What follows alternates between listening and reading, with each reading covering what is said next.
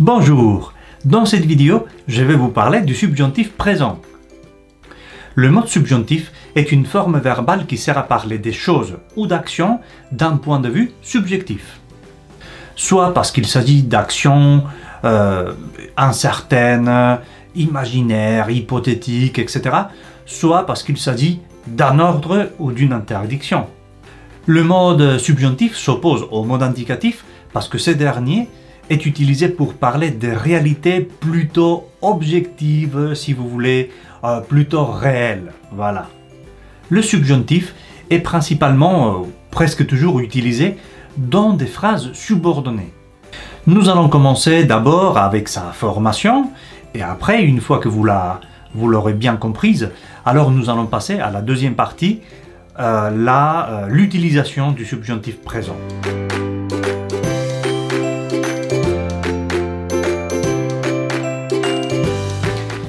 Le subjonctif présent se forme à partir de la base verbale ou du radical, si vous préférez, de la troisième personne du pluriel du présent de l'indicatif, du verbe que vous voulez conjuguer. Alors, imaginez par exemple le verbe devoir. Vous allez conjuguer le verbe devoir au présent de l'indicatif et vous allez avoir il doit, non pardon, je dois, tu dois, il doit, nous devons, vous devez et ils doivent. Alors, vous enlevez la terminaison ENT et vous allez rester avec la base verbale ou le radical doit. D'accord? Et c'est le radical que vous allez utiliser pour former le subjonctif, en ajoutant les terminaisons correspondantes du subjonctif. Mais faites attention, parce qu'il y a une petite exception. La première et deuxième personne du pluriel du subjonctif se forment à partir de la base verbale de l'imparfait de l'indicatif. Alors, dans le cas du verbe devoir, vous faites je dois, tu dois, il doit, nous devons.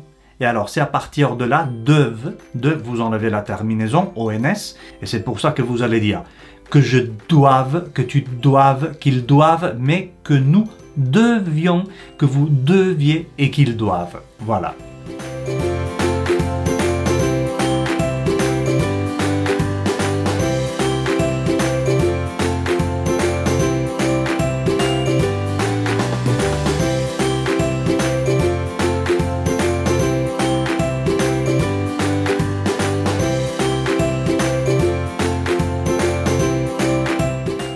Malheureusement, tous les verbes ne sont pas réguliers au subjonctif.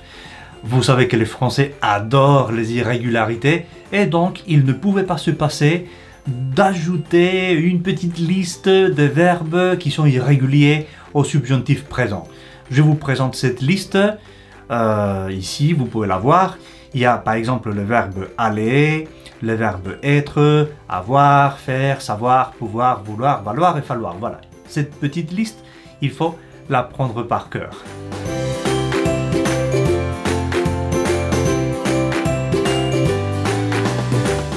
Comme je vous ai déjà dit, vous allez trouver toujours le subjonctif dans une proposition subordonnée. En principe, jamais dans une proposition indépendante. Ça, c'est la première chose que vous devez savoir. Alors, nous allons trouver le subjonctif dans trois contextes possibles. Dans les propositions subordonnées, adverbiale, adjectivale ou substantive. Alors, nous allons commencer par les adjectivales. Et alors, dans ces cas, vous allez trouver que la proposition subordonnée fonctionne comme une espèce d'adjectif, d'où le nom adjectival. Considérez les deux phrases que je vous propose. Je cherche une femme qui sache parler l'allemand et je cherche une femme qui sait parler l'allemand. Alors, dans les deux cas, la proposition subordonnée fonctionne comme un adjectif parce elle caractérise, la femme. D'accord? C'est comme un adjectif. Une femme blonde, une femme sympathique, une femme qui sait ou qui sache parler l'allemand. C'est comme un adjectif. Alors, dans ce contexte, si vous utilisez l'indicatif, ça veut dire que vous connaissez la femme. Vous cherchez une femme qui sait parler l'allemand. Elle était là il y a un instant, vous l'avez perdue et vous la cherchez. Mais vous la connaissez, vous savez qu'elle existe. C'est pour ça que vous utilisez l'indicatif, parce que c'est une réalité objective, cette femme. Alors que si vous faites la phrase « Je cherche une femme qui sache parler l'allemand », alors là, il y a une composante de subjectivité parce que vous ne connaissez pas la femme, vous ne savez même pas si elle existe. Vous cherchez tout simplement quelqu'un, une femme qui sache parler l'allemand parce que vous en avez besoin, peut-être pour traduire ou pour interpréter. Vous voyez la différence?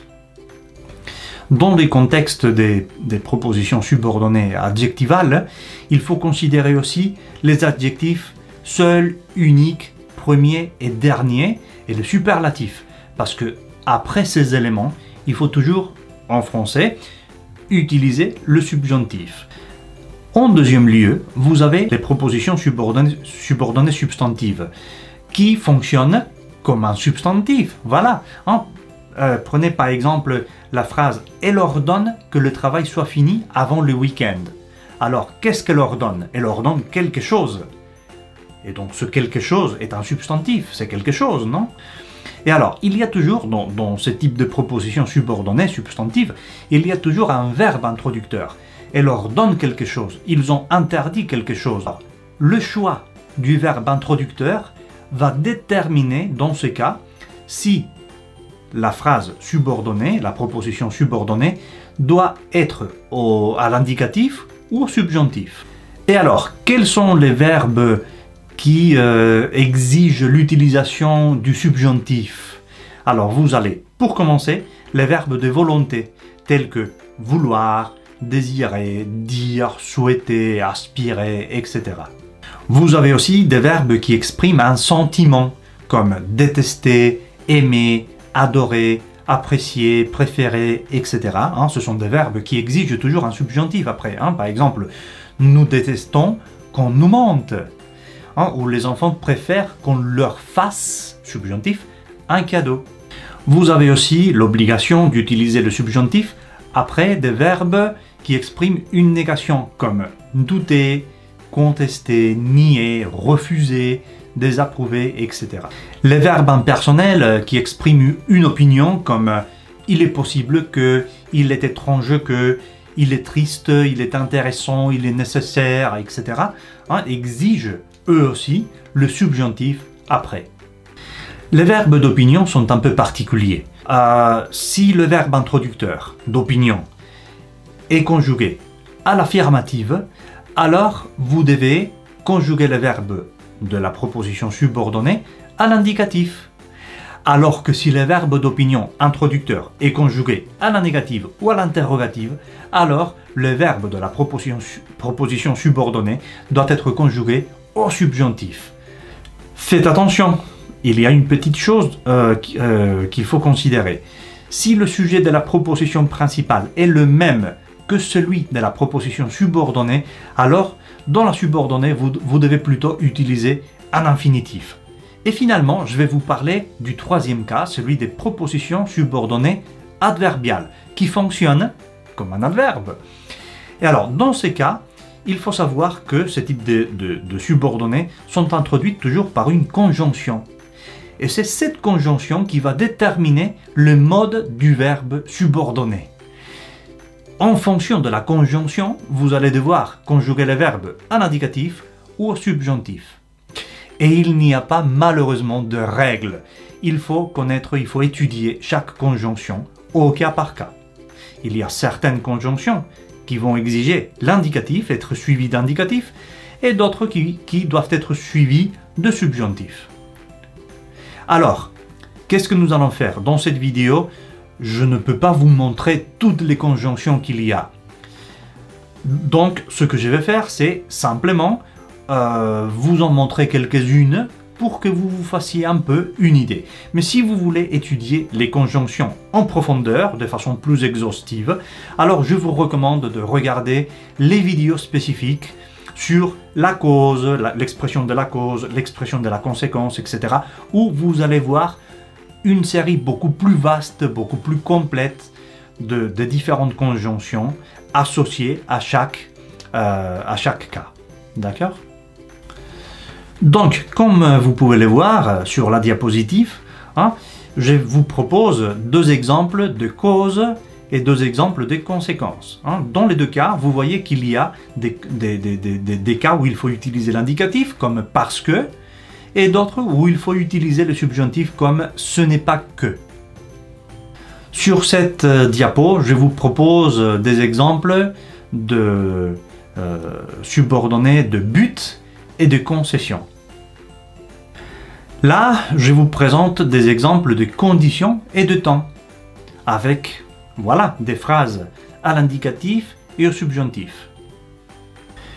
Si vous parlez ou si vous savez parler une langue latine autre que le français, vous aurez probablement remarqué que les règles d'utilisation du subjonctif sont très similaires à votre langue. Et donc, vous pouvez faire confiance à votre langue maternelle en général en cas de doute.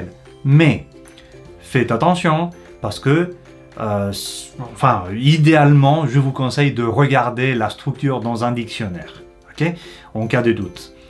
Mais c'est vrai que dans la plupart des cas, pas dans tous les cas, mais dans beaucoup des cas, la règle est la même. Cependant, vous devez faire attention à deux structures qui changent en français par rapport à d'autres langues. C'est les phrases avec quand et avec le verbe espérer. Alors, vous allez faire des phrases comme « J'espère que tout ira bien » au futur, ou « Quand tu arriveras » au futur, appelle-moi. D'accord? Ce sera tout. J'espère que vous aurez bien compris l'explication. Il est important que vous utilisiez le subjonctif quand vous parlerez en français. Ce n'est pas que je veuille vous compliquer la vie gratuitement. Bien au contraire, c'est le meilleur conseil que je puisse vous donner. Allez, amusez-vous bien et à très bientôt. Au revoir.